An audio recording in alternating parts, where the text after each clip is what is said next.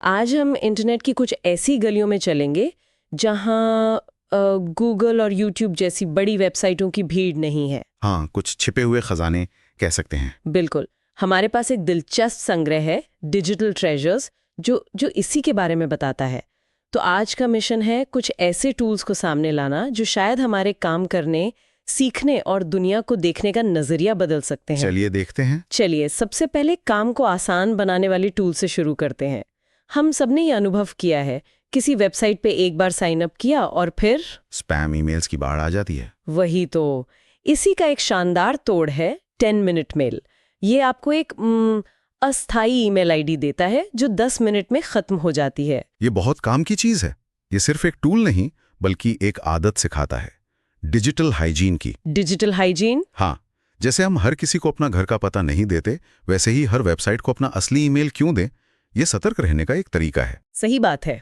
और इसी तरह का एक और जादुई टूल है टाइनी वाओ। हाँ, वो तो फाइलों के लिए एक स्विस आर्मी नाइफ जैसा है। बिल्कुल। आपको पीडीएफ को बदलना हो, किसी फोटो का बैकग्राउंड हटाना हो या छोटा मोटा वीडियो एडिट करना हो, सब कुछ मुफ्त में। और यहाँ जो बात गौर करने वाली है वो ये है कि कैसे पेशेवर स्तर के टूल अब सबके लिए उपलब्ध हैं।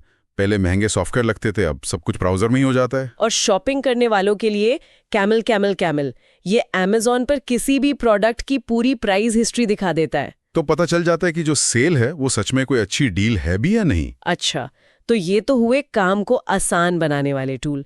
पर इंटरनेट सिर्फ काम के लिए तो है नहीं, है ना? बिल्कुल नहीं। कुछ वेबसाइट्स तो ऐसी हैं जो घर बैठे बैठे दुनिया की सैर करा सकती हैं। इनमें से मेरी पसंदीदा है रेडियो गार्डन। ओ, वो तो वाकई कमाल है। सच में। मैंने कल ही इसका इस्तेमाल करके जापान के एक छोटे से शहर का लोकल रेडियो स्टेशन सुना।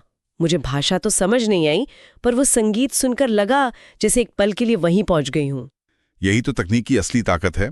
एक क्लिक पर आप दिल्ली के भागदौड़ से निकलकर डबलिन के किसी शांत पब का संगीत सुन सकते हैं। और अगर कुछ बनाने की बात करें तो फोटोपी का जिक्र करना जरूरी है। हाँ, फोटोशॉप का एक पूरी तरह से मुफ्त वेब आधारित विकल्प और लगभग उतना ही शक्तिशाली। बिल्कुल। ये दिखाता है कि अब क्रिएटिव होने के लिए आपको हजारों रुपए खर्च करने की जरूरत नहीं है। सही बात है।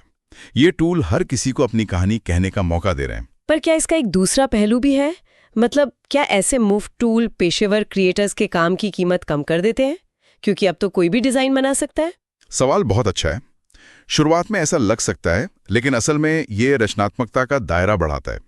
जब ज्यादा लोग बनाना सीखते हैं तो वो अच्छे काम की कीमत भी समझने लगते हैं। अच्छा। इससे पेशेवरों के लिए और भी नए अवसर पैदा होते हैं, क्योंकि अब बाजार बड़ा हो गया है। ये तो बहुत ही दिलचस्प नजरिया है। चलिए अब थोड़ा इंटरनेट के अतीत में झांकते हैं। Wayback machine. हाँ, क्या कभी सोचा है कि कोई वेबसाइट 10 साल पहले कैसी दिखती थी? ये वेबसाइट वही काम करती है, एक तरह से इंटरनेट का संग्रहालय। और ये सिर्फ मजे के लिए नहीं है। ये वेब क्रॉलर्स नाम की तकनीक का इस्तेमाल करके इंटरनेट के इतिहास को सहेजता है। ये रिसर्चर्स और इतिहासकारों के लिए एक बहुत बड़ा खजाना है। और अंत में एक बहुत ही जरूरी website, have I been pwned. हाँ, ये तो सबको इस्तेमाल करना चाहिए। यहाँ आप अपना ईमेल डालकर पता कर सकते हैं कि कहीं किसी डेटा लीक में आपकी जानकारी तो नहीं चली गई। वैसे इसका नाम भी मजेदार है, पॉन्ड, मतलब गेमिंग की दुनिया में पूरी तरह से हार जाना। बिल्कुल।